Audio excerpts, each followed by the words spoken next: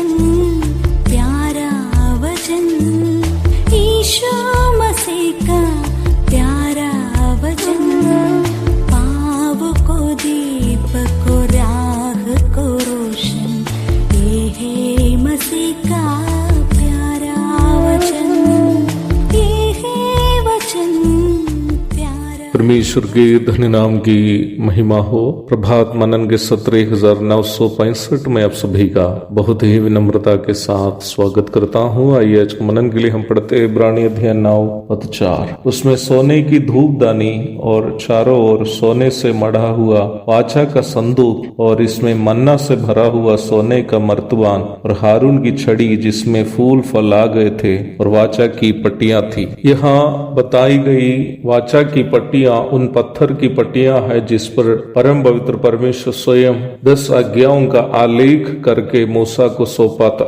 निर्गमन 25 की 16, 21, 34 की 29, 40 की 20, व्यवस्था विवरण 10 की 1 से 21 तक, दूसरा इतिहास 5 की 10 आदि आयतों को पढ़ लीजिएगा। अभी बताई गई पदों को यदि आप पढ़ेंगे तो आप ये बात अवश्य समझ पाएंगे कि हारून की छड़ी और वो मर्तबान जिसमें मन्ना रखा हुआ था बाद में खो गया और केवल इन पट्टियां जिस पर परमेश्वर ने 10 आज्ञाएं लिखी थी बची गई। परम पवित्र स्थान में वाचा की पट्टियों की मौजूदगी परमेश्वर के साथ वचन का अविभाजित संबंध और वचन में परमेश्वर का प्रभाव को दर्शाता है। हम इस बात को पूर्व में भी मनन किए हुए हैं कि प्रभु यीशु मसीह वचन का देह रूप है और पवित्र शास्त्र बाइबल वचन का लिखित रूप है। यूहन्ना अध्याय 1 पद 1 से 3 तक और पद 14, लूका 24 की 44। संपूर्ण पवित्र शास्त्र अर्थात उत्पत्ति से लेकर प्रकाशित वाक्य तक 66 पुस्तकों की रचना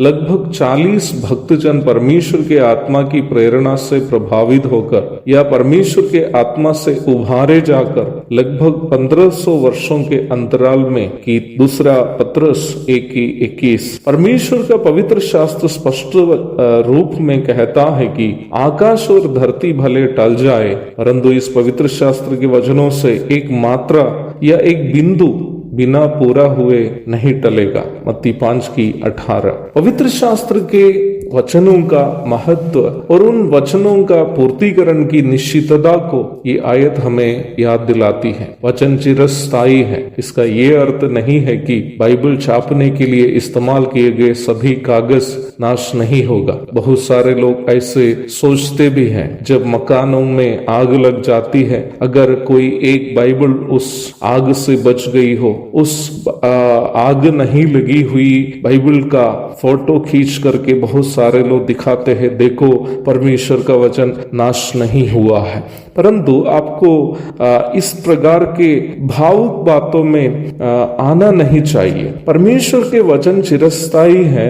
इसका अर्थ यह है कि पवित्र शास्त्र में आलेख किए हुए वचनों का सत्यता 100% है और वैसे ही इन वचनों की पूर्ति होनी सुनिश्चित है। बाइबल को छापे हुए कागज नाश हो सकता है, उसकी कवर सड़ जा सकता है, परंतु बाइबल में आलेखित परमेश्वर के वचन में जो बातें हैं वो बिना पूरा हुए नाश नहीं होगा। वो वचन अवश्य पूरा होने वाला है और उस वचन में आलेखित बातें कभी नहीं बदल सकती है। परमेश्वर के वचन में लिखित बातों का पालन करने या नहीं करने की आजादी जब तक मैं और आप संसार में है हमें है, परंतु ये अवश्य याद रखें कि इन वचनों का पालन करने या नहीं करने के परिणामों को हमें अवश्य झेलना ही पड़ेगा। एक और शुभ दिन की धन्य कामनाओं के साथ आज का मनन में यहाँ समाप्त करता हूँ। प्रभु अपने वचन से आप सभी को आशीषित करे, उनके धन्य नाम की महिमा हो। आमीन।